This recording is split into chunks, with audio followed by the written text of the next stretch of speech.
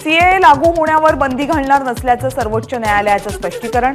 नागरिकत्व दुरुस्ती कायदा संबंधित 236 याचिकांवर सर्वोच्च न्यायालयात सुनावणी। पुढची सुनावणी 9 एप्रिलला। लोकसभा निवडणूक सर्वोच्च न्यायालयाच्या देखरेखीखाली व्हावी, टीएमसीचे नेते डेरेक ओब्रायन यांची मागणी।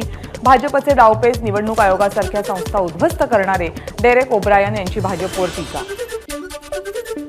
मथुरेतल्या कृष्ण जन्मभूमी वादाप्रकरणी सर्वोच्च न्यायालयाच्या महत्त्वाचा निर्णय। मशीद कमिटीची याचिका फेटाळली। अलाहाबाद उच्च न्यायालयानं या प्रकरणाशी संबंधित 15 खटले एकत्र चालवत सुनावणी करण्याचा निर्णय दिला होता। मशीद कमिटीनं केला होता या निर्णयाला विरोध। बीआरएसच्या नेत्या के कविता यांच्या अटकेनंतर गँगस्टर सुकेश चंद्रशेखर यांचं तुरुंगातून पत्र। अक्का तिहारमध्ये तुमचं स्वागत असं म्हणत केलं स्वागत। पत्रात दिल्लीचे मुख्यमंत्री अरविंद केजरीवाल यांच्या अटकेचीही मागणी।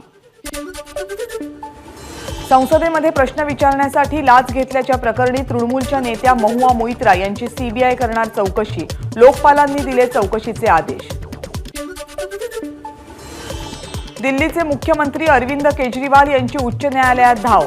अटक होण्याची भीती केली व्यक्त। ईडीला म्हणणं मांडण्यासाठी न्यायालयानं दिली 2 आठवड्यांची मुदत।